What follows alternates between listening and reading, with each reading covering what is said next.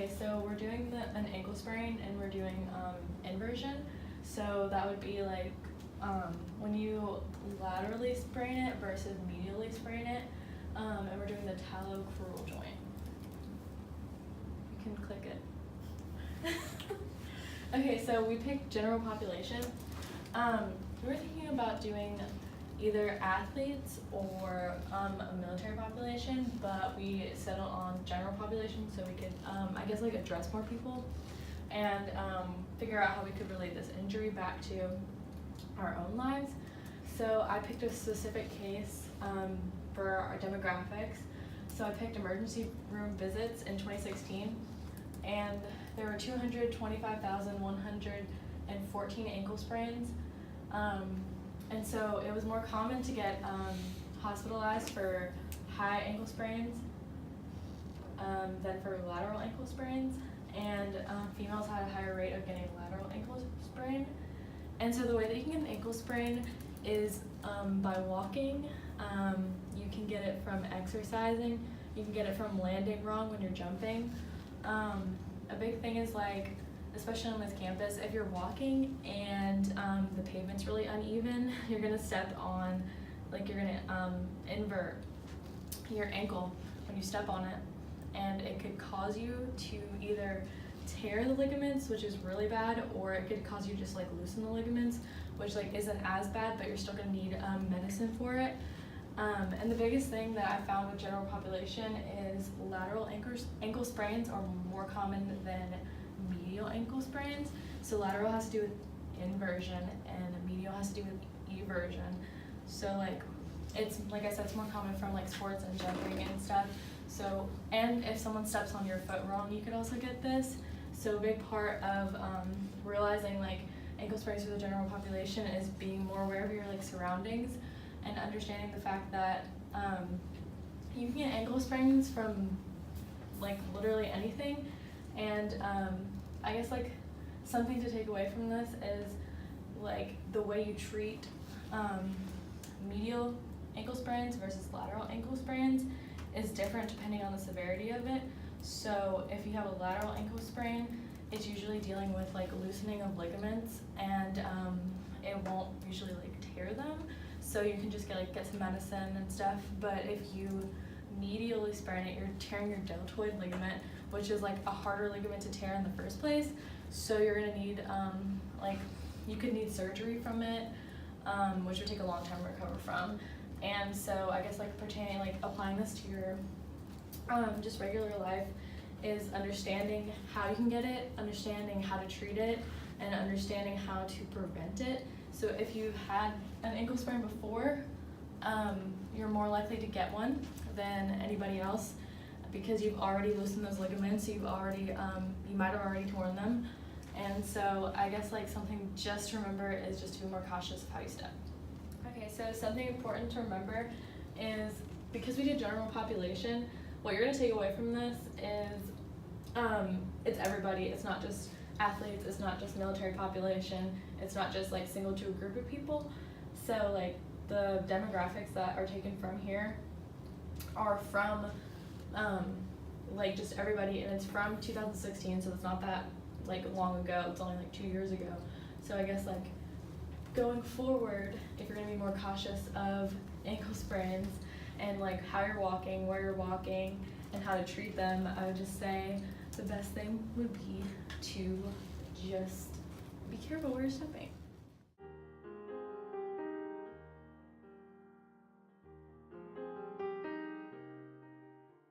The movement we decided to pick was inversion. And with inversion, the foot basically turns inward, or the plantar surface will turn towards the midline of the body.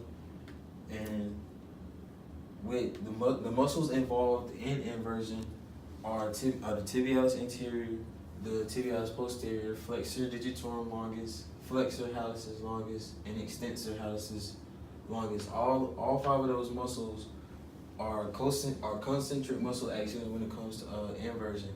And the ligaments that are involved with limiting inversion of the foot is the LCLs, and those are the anterior talofibular ligaments, the posterior talofibular ligaments, and the calcaneofibular ligament.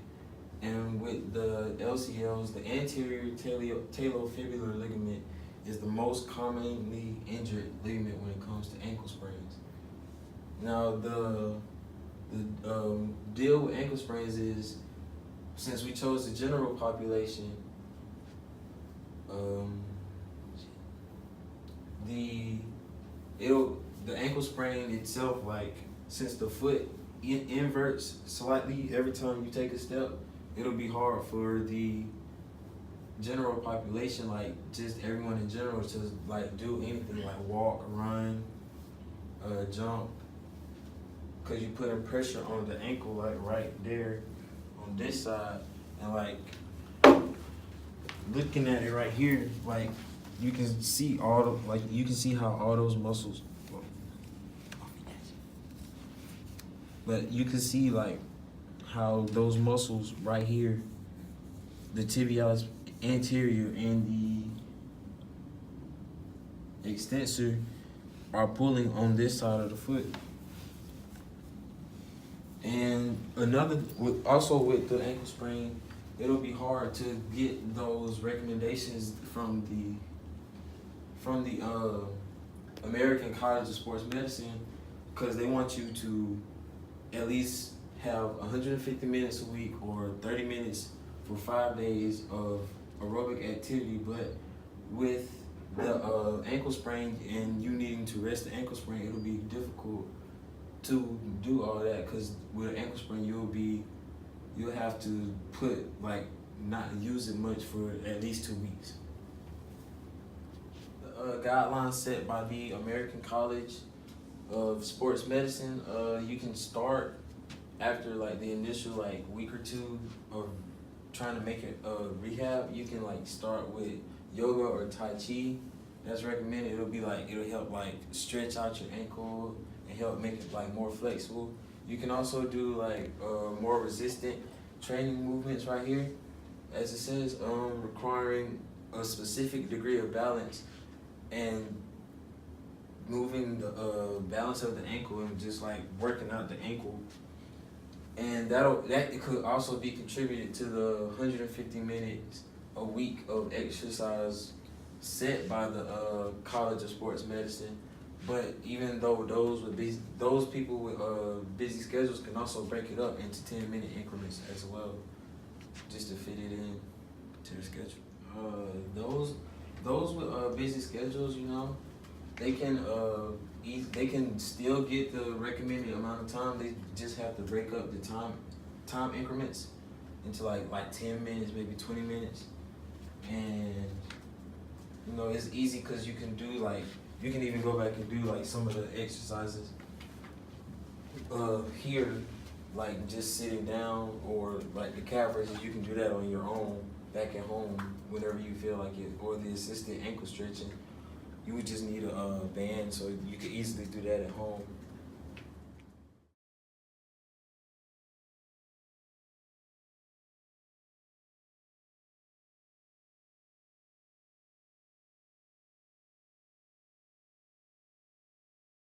Which is the talocrural joint, and injury of injuries was the ankle sprain. We focus on inversion more because it's most common, and it's when the foot is plantar flex and stretching the anterior talofibular ligament, which like could happen when you awkwardly place your foot down, like while running or jumping. The eversion sprain is seen less frequently because of the movement of eversion is so much more limited due to the length of the lateral malleolus. Treatment could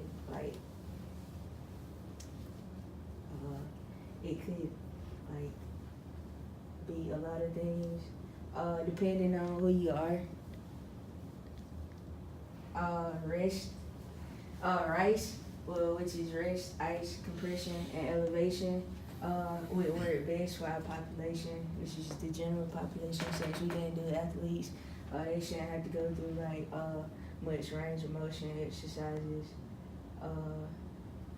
the devices, which depend on the severity of the sprain. You could need a brace, elastic bandages, or a splint. We really use elastic bandages more. You only use braces and splints if they're pretty severe. So, the symptoms of an ankle sprain include swelling, bruising, tenderness, instability, pain, and when you're being diagnosed with an ankle sprain, the doctor may palpate or perform range of motion exercises, conduct x-rays, stress rays to determine what kind of ankle sprain or the severity of it.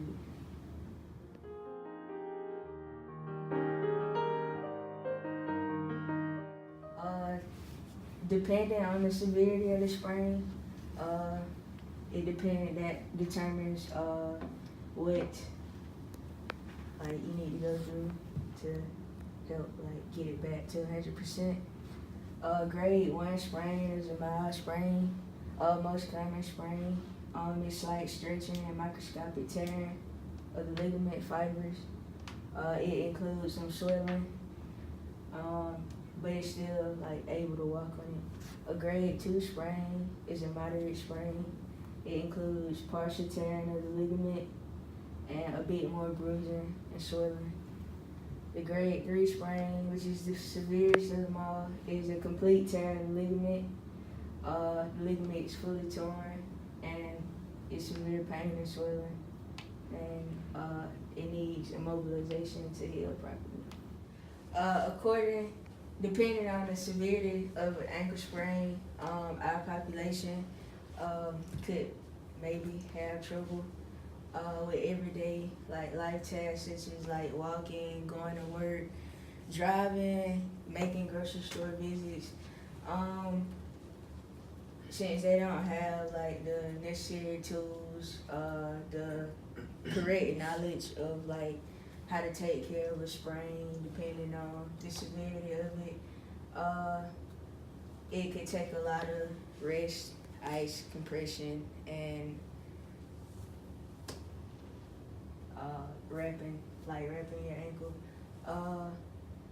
Athletes, which we decided not to we did the general population, but their muscles are a lot stronger, so it would probably take less time to get back to 100% for them than regular general population.